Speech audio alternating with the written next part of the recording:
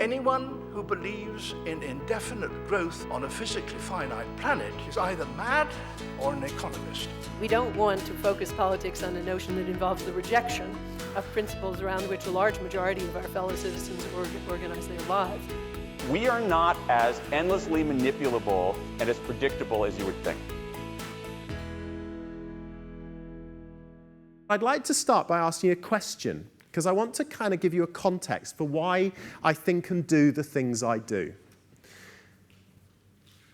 Who was it who first taught you that you had to colour in between the lines? You see, this is where my obsession with change began. So I've spent most of my adult working life as a primary school teacher. And for most of that time, I've had the incredible privilege of working in schools that weren't just primary phase schools, but had early years facilities too, including nurseries. And whilst I never taught full-time in an early years unit, I used to spend a lot of my time in the early years facilities because for me, they were the great... As a by the way, people often ask me where the finest models of education are around the world these days, which university, which country. And I say the same thing to them every time. Go and visit the best early years unit in your area. I guess my point is this. There is so much research out there, and the percentage is arguable. I'm not sure how you do percentage this. That we learn somewhere between 80 to 85% of everything we learn in our lifetime before we're 5 years of age. And if you think about what we learn in those first 5 years of life, we learn to walk and talk. We learn to make sense of the sensory world around us. We learn about vocal intonation and body language and all of the complexities of sights and smells and sounds before anybody sits us down and teaches us that. And so that's always fascinated me. Where does it go? Because if you think about it, when we're born into a world of complete and utter and constant change. The day we're born, we know nothing. We have no context for anything. Yet, to the best of my knowledge, there are very few 6-month-old children that have breakdowns because they can't cope with the level of change in their lives. So what happens? And I suppose that for me is where the exploration began. It was certainly what drove me as an educator, and it's certainly what's driven me since. Let me kind of exemplify this for you. It's one of my favourite things. I hope you'll bear with me on this. This is a beautiful image, isn't it? It's taken from a book called Earth from the Air. So I often will show that image to a group of adults, and I'll ask them what it is. And a lot of adults immediately click into the mode of finding the right answer. I was doing an event the other day for a very intelligent group of people. And what was clear to me in that room was finding the right answer was exactly what was going to lead to the moment of celebration for the person that got it right first. And the funny thing about a room full of adults, by the way, is you never lose that thing. When somebody in the room's got the answer and they know they are the answer, they look just like a 7-year-old. You know, that smug kind of, sorry, I'm not going to look at you now, but I can see someone like that now going, yes, I know the answer to this. I know exactly what that is and where it is. Because the interesting thing as adults is we click in to that mode that we were taught as kids, which is that logic is the major currency of clever. So we look for the right answer, don't we? And what happens with the really clever adults who stayed awake in geography at school? And I'm sorry if anyone here has anything to do with geography, but, you know. They go blue, water, brown land, green, water, algae, could be pollution. Actually, I think it's sulfurous. I definitely think it's sulfurous because that looks like a larval flow. And there's a hot spring. And then the really clever people in the room are locking it down and going, that, I think you'll find, is Yellowstone National Park. Right? Which is true. But when you ask a room full of 6-year-olds what that is, the most common answer you get is something around, it's the face of an old wizard or a witch. Now, some of you are having flashbacks, aren't you, to the Magic Eye books. Do you remember those? Going, I still can't see it. What is he talking? It doesn't matter, right? But the point is, 6-year-old children dive into something and just look for the endless possibilities. It's a wonderful state of mind, isn't it? And then what happens is we lock it down as we get old. Let me take it a stage further. So then I'll often say to a room full of adults, can you create the narrative behind that image? And they look at you, gone out. Like, well, we've told you, it's Yellowstone National Park. What else do you need to know? And once you've obviously explained to a group of 6-year-olds, even mine weren't that clever, what the word narrative means. Clearly, I wouldn't do that with a group of 6-year-olds. You'd say, what's the story behind that? And 30 seconds after that, a group would huddle together and come back with a perfectly reasonable explanation. And my favourite was from a group of 6-year-olds that did exactly that. They'd logged the idea of the evil wizard witch. And they came back after 30 seconds and they said, oh yeah, what's happening is there's an evil wizard in the top corner. You can't see them. They're just out of the photograph. And the evil wizard is sucking all of the colour out of the earth. And the people on the bridge are brave soldiers. And it's their job to stop the world from becoming black and white. Job done. Owned. There are people in major organisations that would pay those 6-year-olds 6-figure salaries if they could think that way. So let's not get too Ari and nostalgic about it. This is hardcore now, right? So where does it go? And here's my first reflection in the short time I've got with you. This is where it goes. And I know I won't be the first speaker or writer ever to talk about this stuff. But it's interesting, isn't it? Because everyone says, oh yeah, this is major, this is really important. But actually, when do we ever get to the root of it? Companies are snowed under with risk assessment policies. I wonder how many organisations you know have spent time collaboratively building a risk-taking policy. Wouldn't that be cool? Because I think if I've learnt nothing else in my time as an educator, I've learnt this. So we spend our adult lives trying to seek the right answer because more and more feels at stake to us, so we try and control more and more. And we believe that getting things right and doing the right thing in the right way and succeeding all the time is the quantifier of success. When actually what I've learnt as a teacher is you learn nothing new by getting something right. You only ever learn something new from the point of a mistake or the realisation you don't know something or you can't do something. Yet as we get older, we lock it down. And so our aversion, not just to risk, but change, starts to occur. If you think about the way so many of the people we know lead our lives, it's like the physiology of the eye, don't you think? When we're young, everything's open and we let in as much light as possible. But as we get older, like the eye with too much light, we close it down. We close down the aperture so there's less and less light going in. We lock down and control the things we do. We know what we know. We like what we like. We have our circle of friends, our networks, our contacts. We're in the job we do, so we tend to hang out with the people who do the job we do. We know what foods we like. We know we wouldn't like to eat insects if the restaurant opened in London. You know, how do we know? Well, we just know because it's a disgusting idea, right? You know what I mean? We start to lock stuff down. But when we're kids, everything's open. Everything's about, I don't know yet. But somewhere along the line, the control stuff clicks in. So it strikes me that one of the greatest explorations, firstly, is why does it become so intense? And secondly, how can we start to unlock that process in people?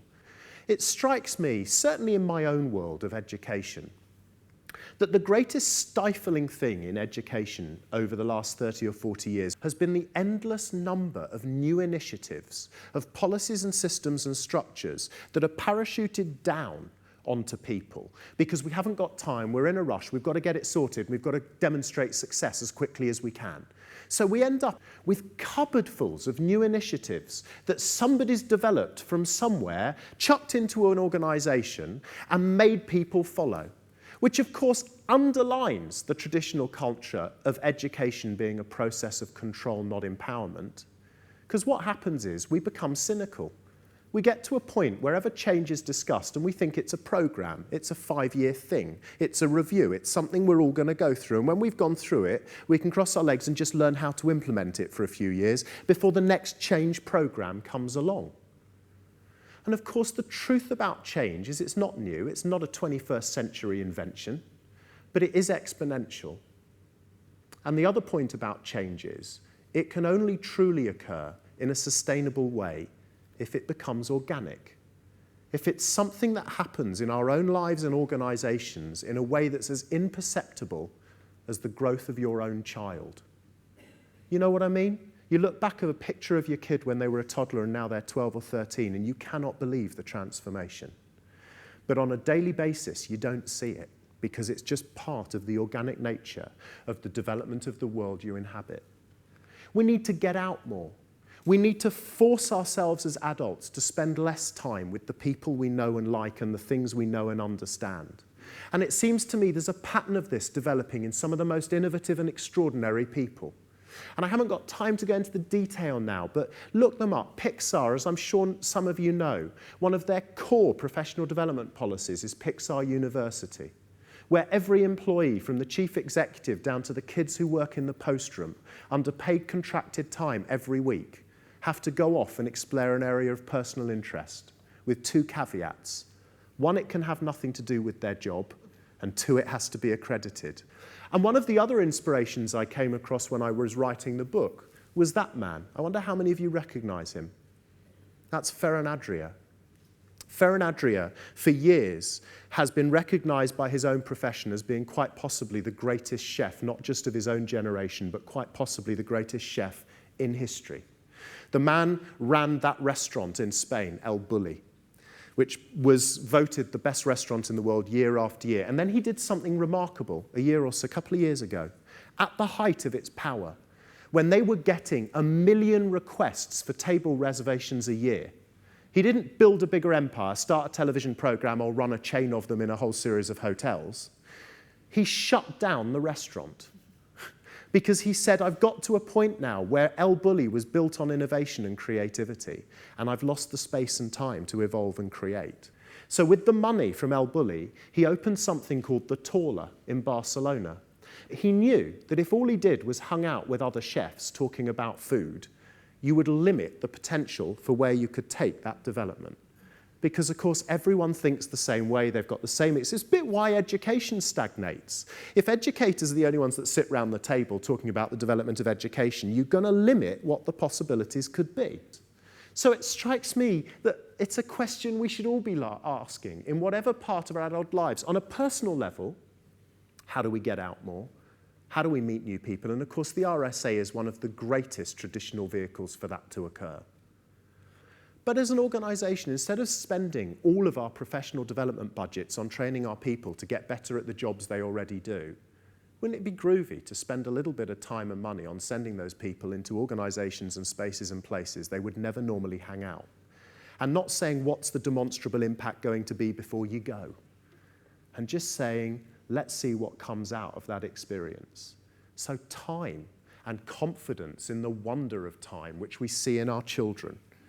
And I'm running out of it, so I'm going to finish, if I may, with a little story, which is one of the key motivators for writing the book, and a story that appears in the book.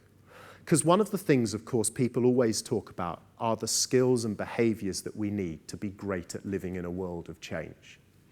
And unwittingly, I learnt the lesson in my first year as a primary school teacher in 1992. When there I was, wide-eyed, bushy-tailed, going into my primary school with all the excitement of anyone going into a job they've trained for and couldn't wait to get into. I was so enthusiastic. It's funny how quickly that goes. I was so enthusiastic. I got, just as a demonstrator, I had the best displays of any classroom in the school in my first year of teaching. Suffice to say, they were the same displays 5 years later, how quickly you become cynical. Anyway, one of the kids was introduced to me. Was Gary. Gary was in my first class, and that's why it's a grainy picture. That picture of Gary was taken on his very last day in my class. He was a 9-year-old boy.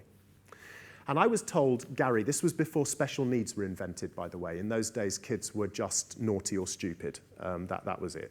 And Gary I was told Gary was one of those children who was lovely, but never going to do anything at school. He was just academically never going to make it.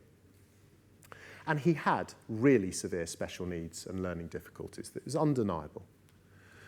But I learned within a week of him being in my class that he was quite possibly the most remarkable human being I had ever met. Because in the first week of our school year, traditionally, we ran a charity week.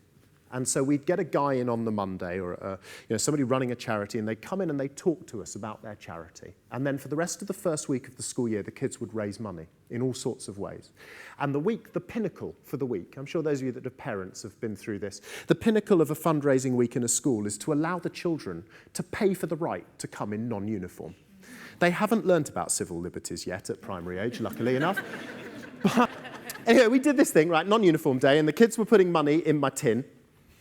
And I got to Gary's name, and there wasn't a clink in the tin. There was a thud on my desk. And I looked up, and he'd put his whole money box on my desk. Now, this is 20-plus years ago. And it was only later on in the day we counted up, and there was approximately £100 in this money box, right? 20 years ago, socially deprived community in inner city Derby. This was a lot of money, is now, let alone then.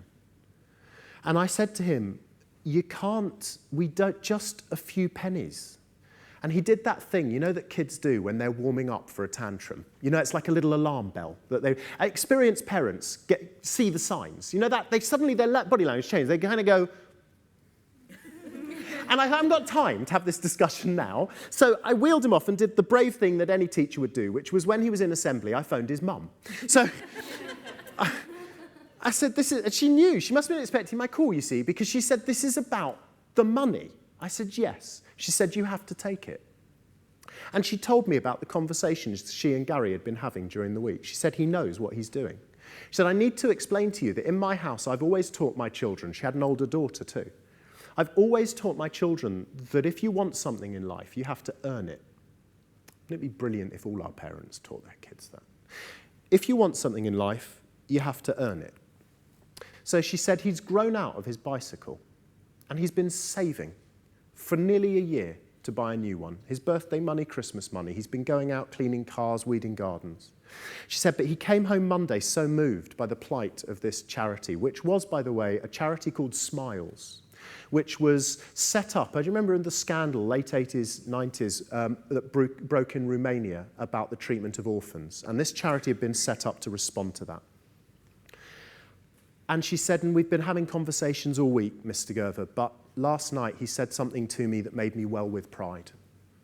And I knew he knew what he was saying, because she said to me before he went to bed, he said, Mummy, please do not make me buy that bicycle. I would never enjoy riding it knowing where the money could have gone. I don't know many adults who are that philanthropic, let alone kids.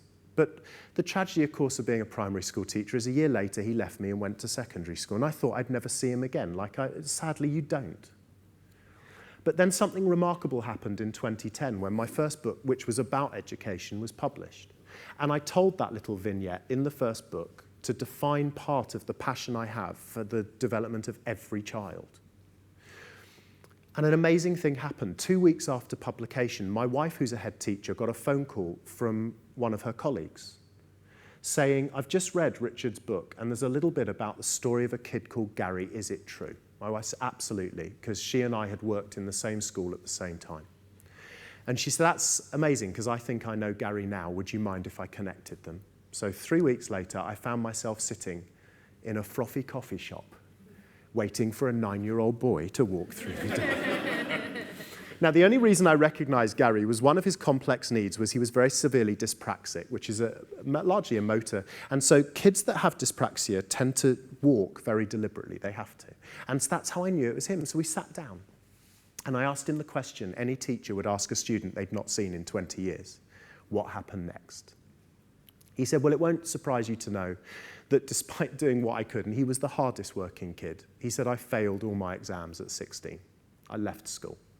He said, but by then I really knew what I wanted to do. He said, when I'd done my work placement, I'd been able to go and work in the local leisure centre. He said, and so I decided I wanted to work in a leisure centre. So he said, I found a course at Derby College, the local college that was in leisure management. So I applied. I said, what happened? He said, I didn't get in. Sent me a lovely note, he said, saying, dear Gary, you sound like a lovely young man, but we don't think you'll cope with the academic rigour of the course. Now, what would most 16-year-olds do at that point? He didn't give up. He said, well, if they won't take me, I need to learn from this, and I'm going to apply to the college with the best rep in the country, which at the time was Loughborough University. So he applied for the course at Loughborough. But he didn't send his application in. He went on a Monday morning with his application, and he said, can I see the admissions tutor, please? And they went, no. So he said, well, you're not having my application. But he went back on the Tuesday. Can I see the admissions tutor, please? No. Wednesday? No. Thursday? No. Friday, they were so sick of him, frankly, they said, here is the admissions tutor. Eat your heart out, right? Anyway, he got on the course. Not only did he get on the course, he did his 2 years, qualified top in his year. Now I'm welling with pride. Then he said to me, I said, what did you do next? He said, well, then I knew exactly what I was going to do with the rest of my life. He said, but I needed another qualification. He said, I found a course that ran on Saturdays in London, 120 miles south. He was an 18-year-old lad for a year. He said, so I did all sorts of jobs to earn the money from a train fare, the hostel fee, and the course fees, and I went on the course. I said, what happened? He said, I started the business I still run today. I said, what is it? He said, I saw a gap in the market. He said, I now run a business, or I have run a business for all of that time, as a personal fitness trainer specializing in people with physical and mental disabilities. I said, what do you do with your spare time? He said, in only the way anyone running their own business could say to a public servant, I don't have any spare time. How often have I heard that? And he said, but I do shut the business down in December. He said, because strangely enough, nobody seems to want to get fit in December. So he said, but what I do is I take the profits from the company. He said, and I've built a relationship with a village in Western Africa. And he said, I go out there every December and I help them to develop the kind of skills to keep their village healthier and fitter and stronger. Gary is the ultimate example of a 21st century citizen. His behaviours, his attitudes, his outlook are truly extraordinary. He didn't need Eton and Harrow or Oxford and Cambridge to become the most remarkable human being, and a person who is doing the most extraordinary things in his life. And we could talk about those traits and behaviours, and we could talk about how we don't just develop them in our kids, but how do we find them in the people we know, the people we love, the people we work with. Because if we could help them truly to thrive in a world of change. But there is one quality that it strikes me Gary possesses, that I think everyone needs to work harder in helping other people rediscover. And that, to me, is the fundamental point that above everything else, Gary was able not just to cope, but to thrive in his world of change because he had a profound sense of personal, higher sense of purpose. Now, the minute you lay change onto somebody, or you tell somebody they've got to, or this is what we're going to do next, you remove that potential. If you flip it, and you talk to people about trying to help them find their profound sense of higher purpose, they are far more likely to take the risk, jump off the edge, and hope they can fly.